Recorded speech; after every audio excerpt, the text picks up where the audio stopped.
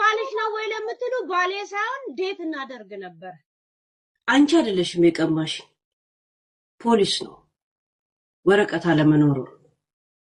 አንድ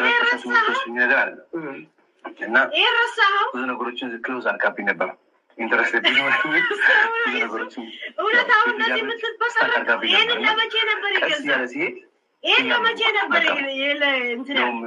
ሱፉን ሄዶ ነው ያገባበት። ቬሎ ግን እኔ እስከዛሬ አስቀምጫለሁ። አበባው እንኳን እንዳለ አሳይቻለሁ። ለጌሜ ቀን ቬሎ ለብሼ እመጣለሁ። የእሱ ማስታወሻ ቤት ያለውን ሁላ መጥቼ እንዲደረድራለሁ። አፊታችሁ ያዩ ቬሎን ቆዳድጄ ጥለዋለሁ።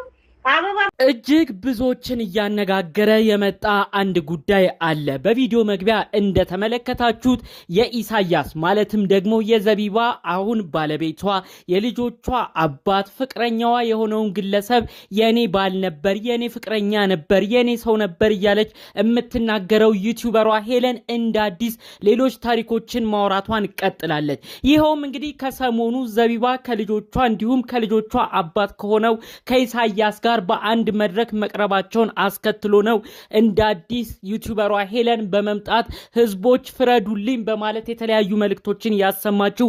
ብዙዎችም ከዚህ ቀደም ከሚሰጧት ኮሜንቶች ለየት ባለ መልኩ እውነትም ሄለን የኢሳያስ ፍቅረኛ እንዲሁም ደግሞ በአንድ ላይ ኑሮ የነበራችሁ ሰዎች ነበራችሁ ወይ፣ እውነትም ፍቅር ነበረሽ ወይ በማለት ብዙዎች ለሷ በማዘን በሚመስል መልኩ እጅግ ያሳዝናል እያሉ ግራ በተጋባ ስሜት ሐሳብ አስተያየት ሲያደርሷት ቆይተዋል። በሌላ በኩል ያሉ ሰዎች ደግሞ ሄለን ልክ አይደለሽም፣ እነዚህን ሰዎች ታያቸው፣ እውነት አንቺ የኢሳያስ ፍቅረኛም ሆነሽ አታቂም በማለት የተለያዩ መልእክቶችን ሲያደርሷት ነበር። ጠቅለል ባለ መልኩ ብዙዎችን ግራ ስላጋባው ይህ ክስተት እውነታው ስለሆኑ ጉዳዮች ነው በዛሬው መረጃዎቼ እማካፍላችሁ። እውነት ሄለንና የዘቢባ ባል ወይም ደግሞ ኢሳያስ ፍቅረኛሞች ነበሩ ወይ?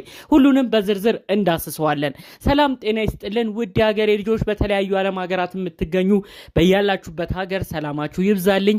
ዛሬም አዳዲስ በሆኑ ጉዳዮች ብቅ ብለናል። ለዚህ ቻናል አዲስ ከሆናችሁ ሰብስክራይብ በማድረግ ሁሌም እንለቃቸው ቪዲዮዎች እንዲደርሱ ይሁን። ቀጥታ ይዘን ወደ መጣነው ዝርዝር መረጃዎቻችን እናመራለን። እንግዲህ ዩቲዩበሯን ሄለን ብዙዎቻችሁ ታውቋታላችሁ እያስባለሁ። በዩቲዩብ ቪዲዮዎችን ትሰራለች፣ በመቀጠልም በቲክቶክም የተለያዩ ሐሳብ አስተያየቶችን ታደርሳለች ማለት ነው። ታዲያ እንግዲህ ቀደም ባሉት ጊዜያቶች ብዙዎቻችሁ እንደምታስታውሱት የዘቢባን የልጆቿ አባት አሁን ያገባችውን ግለሰብ ኢሳያስን በተመለከተ ብዙ ሐሳብ ትሰጥ ነበረ። ኢሳያስን እኮ እኔ ቀማኝ ፖሊስ ነው፣ መኖሪያ ፍቃድ ስለሌለው ነው፣ እኛ ከምንኖርበት ኖርዌይ ሀገር ሄዶ ኢትዮጵያ ዘቢባ አንቀባራ ስለያዘችው እዛ መኖርን ጀምሮ እኔን የከዳኝ እያለች ብዙ መልእክት ታስተላልፍ ነበር።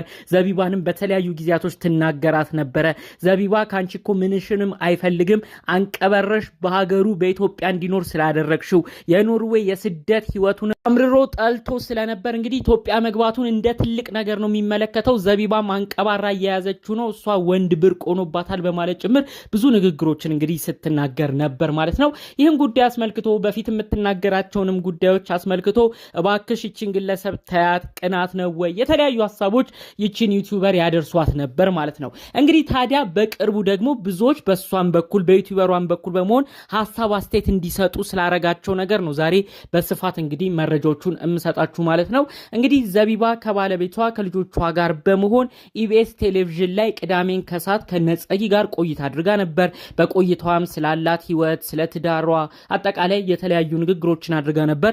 እነሱም ጉዳዮች በቲክቶክም ተቆራርጠው በመሄድ ብዙዎች ሲመለከቷቸው ነበር። ታዲያ አስቀድሞ ብዙዎችም ዘቢባ አሁንም እንግዲህ የልጆቿን አባት የትዳር አጋሯ የሆነውን ኢሳያስን አሁንም በጣም እያመሰገነችው ነው። ኢሳያስም ብዙ ነገር ስለሷ እየተናገረ ነው። ሄለንን ነው ማየት፣ ሄለን ደግሞ እነዚህን ቪዲዮዎች አይታ ምን ትል ይሆን እያሉ ብዙዎች እንግዲህ ሄለንን ነው ማየት በማለት ኮሜንትም ሲያደርጉ ተመልክተናል። እንግዲህ ሙሉ ቪዲዮአቸውን ነው ሄለን ይህንን ጉዳይ ከተመለከተች በኋላ ለየት ባለ ሐሳብ የመጣችው ማለት ነው።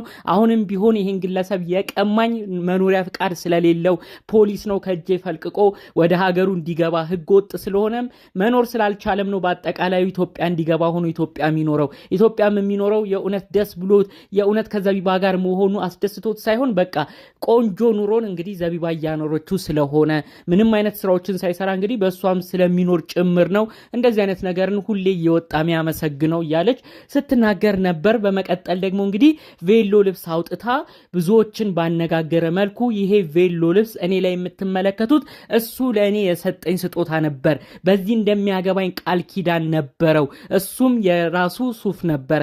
ነገር ግን እኔ ይሄንን ቬሎ ሳላገባበት እሱ ግን የገዛውን ሱፍ ሄዶ ዘቢባን አገባበት በማለት እንግዲህ ስትናገር ነበር።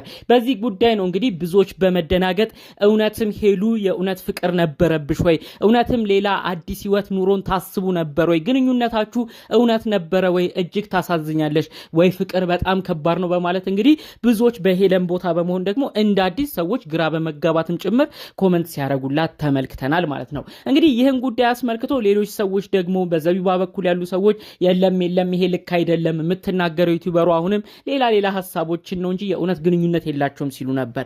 ይህን ጉዳይ በተመለከተ ጠቅለል ባለመልኩ ሁለት ዋና ነጥቦችን ነው የምነግራችሁ። እንግዲህ ዩቲዩበሯ ሄለን የተገዛውን ቬሎ በዛ ቪዲዮ ያሳየችውን ቬሎ ከኢሳያስ ጋር እጋባበት ነበር እቅድም ነበረኝ ብላ ያሳየችውን ቬሎ አሁን በቀጣይ ሳምንት የቲክቶክ ላይቭ አላት። እዛ ላይቭ ላይ እንግዲህ መጨረሻ ጌሟን ከተጫወተች በኋላ እንደምትቀዳድደውና ከእንግዲህ ስለነዚህ ሰዎችም እንደማታወራ ጭምር ነው ቃል ኪዳን የገባችው። በዛ ወቅትም ሰዎች መጥተው ያንን ይፋ የምታረግበትን ቀን እንዲመለከቷትም መልእክት ስታስተላልፍ ነበር። እንግዲህ ይህን ጉዳይ አስመልክቶ ሁለት ዋና ሀሳቦች ናቸው እንዳልኳችሁ ልነግራችሁ የመጣሁት። ኢሳያስ ከዚህ በፊት ባለው ነገር በተለይ ደግሞ እንግዲህ እንደዚህ የተለያዩ ቦታዎች አስቀድማ ዩቲዩበሯ ሄለን ትናገር ስለነበር በኖርዌይ በስደት እያለ የተለያዩ የፍቅር ታሪኮች ነበሩት እያለች ትናገር ስለነበረ ከዚህ በፊት በነበሩት ጊዜያቶች ላይ እንግዲህ ያው ዘቢባም ጠቆም አርጋ የተለያዩ ጥያቄዎችን ስትጠይቀው ነበር በሆነ ዩቲዩብ ቪዲዮአቸው።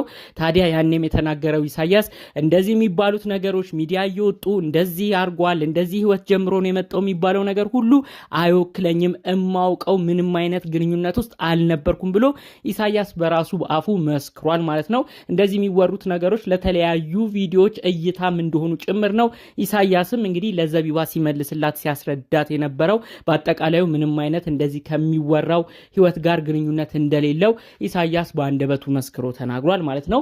እንግዲህ በሌላ በኩል ደግሞ ያሉ ሰዎች ትክክል ነው ኢሳያስ የሚያስረዳው እውነት ነው፣ ምንም አይነት ፍቅር ግንኙነት የላቸውም።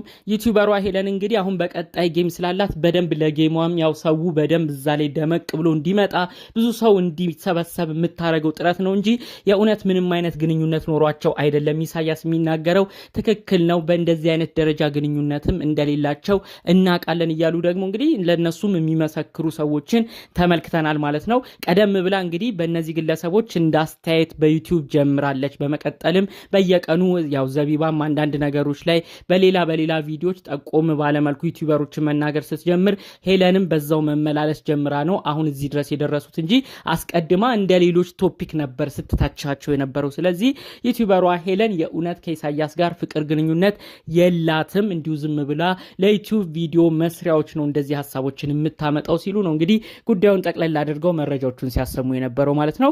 እንግዲህ ያው አሁንም ቢሆን እርግጠኛ ሆኖ ለመፍረድ ቢከብድም እንግዲህ ቅዳሜ አሁን በሰሞነኛው የሚመጣው ሳምንት ውስጥ የቲክቶክ ላይቭ ጌም አላት። እዛ ላይ እንግዲህ ገስትም ገብተው የእውነት አስምለው የሚጠይቋት ሰዎችም ይኖራሉ ተብሎ ይጠበቃል።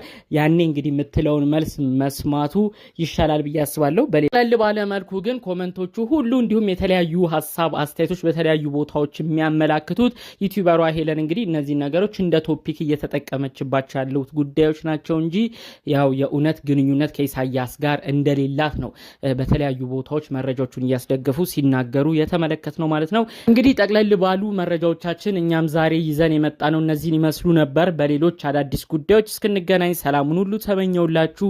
ሰላም።